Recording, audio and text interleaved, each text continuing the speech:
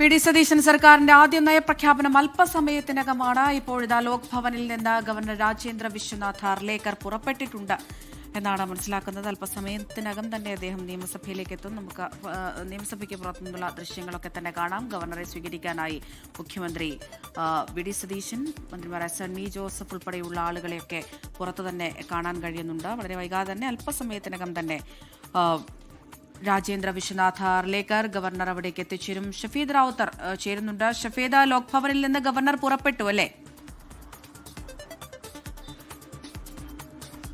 ലോക് ഭവനിൽ നിന്ന് ഗവർണർ രാജേന്ദ്ര വിശ്വനാഥ് ആർലേക്കർ നിയമസഭയിലേക്ക് പുറപ്പെട്ടിട്ടുണ്ട്. 8:55 നിയമസഭയിലേക്ക് അദ്ദേഹം എത്തും. അവിടെ മുഖ്യമന്ത്രി വി ഡി സതീശൻ, അതേപോലെ തന്നെ പാർലമെന്ററി കാര്യമന്ത്രി സണ്ണി ജോസഫ് അടക്കം നിയമസഭയുടെ കവാടത്തിൽ ഗവർണറെ സ്വീകരിക്കാൻ വേണ്ടി ഇറങ്ങിയിരിക്കുന്നുണ്ട്.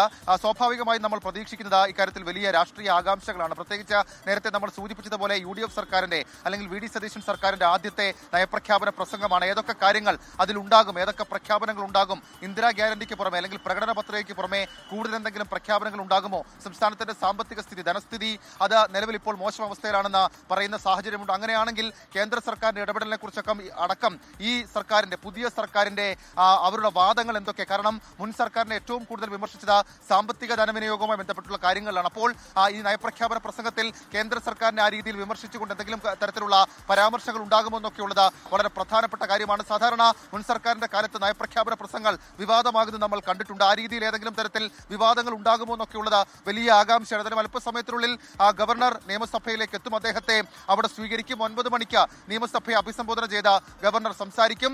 ഏതാണ്ട് നേരത്തെ നമ്മൾ സൂചിപ്പിച്ചതുപോലെ തന്നെ ഈ ഇന്ദിരാ ഗ്യാരണ്ടി എന്ന് പറയുമ്പോൾ സാധാരണ ജനങ്ങളടക്കം വളരെ ആകാംക്ഷയോടെ നോക്കിക്കാണുന്ന പല പ്രഖ്യാപനങ്ങളും അതിലുണ്ട് എന്നുള്ളതാണ്. ജൂൺ 15 മുതൽ സ്ത്രീകൾക്ക് KSRTC ബസ്സുകളിലെ സൗജന്യ യാത്ര, അതേപോലെ ക്ഷേമ പെൻഷൻ വർധനവ്, ക്ഷേമ പെൻഷൻ 3000 രൂപയാക്കുന്നത്, വയോജന വകുപ്പിന്റെ കാര്യത്തിൽ ഇതിനോടകം തന്നെ ചില നീക്കങ്ങൾ സർക്കാർ നടത്തിയിട്ടുണ്ട്. അങ്ങനെയാണെങ്കിൽ വയോജന വകുപ്പ് ഏത് രീതിയിൽ യാഥാർത്ഥ്യമാക്കുമെന്നൊക്കെയുള്ള കാര്യങ്ങൾ അത് നയപ്രഖ്യാപന പ്രസംഗത്തിൽ ഉണ്ടാകും. ഇപ്പോൾ ഗവർണർ നിയമസഭയുടെ ഭാഗത്തേക്ക് അടുക്കുന്നു എന്നുള്ളത് നമുക്ക് ദൃശ്യങ്ങളിൽ കാണാൻ സാധിക്കും. അല്പസമയത്തുള്ള അദ്ദേഹം നിയമസഭാ പരിധിക്കകത്തേക്ക് കയറും. അവിടെ മുഖ്യമന്ത്രി വി ഡി സതീശൻ ഗവർണർ നിയമസഭയ്ക്ക് അകത്തേക്ക് പ്രവേശിക്കുകയാണ്. അദ്ദേഹത്തെ സ്വീകരിക്കാനായി മുഖ്യമന്ത്രി വി ഡി സതീശൻ, ഒപ്പം തന്നെ സ്പീക്കർ തിരുവഞ്ചൂർ രാധാകൃഷ്ണൻ, ഒപ്പം KPCC അധ്യക്ഷൻ സണ്ണി ജോസഫ് എന്നിവർ തയ്യാറായി നിൽക്കുകയാണ്. ഗവർണർ നയപ്രഖ്യാപനത്തിനായി ഇപ്പോൾ നിയമസഭയ്ക്കുള്ളിലേക്ക് കവാടം കടന്ന് പ്രവേശിക്കുന്നതിന്റെ തത്സമയ ദൃശ്യങ്ങളാണ് പ്രേക്ഷകർ കാണുന്നത്. പ്രധാനമായും ഈ സർക്കാർ മുന്നോട്ട് വെച്ച പ്രഖ്യാപനങ്ങൾ അത് ഈ നയപ്രഖ്യാപനത്തിന് എങ്ങനെയുണ്ടാകുമെന്നുള്ളതാണ്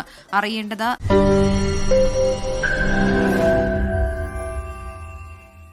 ലോകത്തെവിടെയായാലും ഏത് സമയത്തും 24 വാർത്തകളും ഓഗ്മെന്റഡ് റിയാലിറ്റി പാക്കേജുകളും എക്സ്പ്ലെയിനറുകളും വിശദമായി കാണാൻ ഞങ്ങളുടെ YouTube ചാനൽ നിങ്ങൾക്ക് സബ്സ്ക്രൈബ് ചെയ്യാം.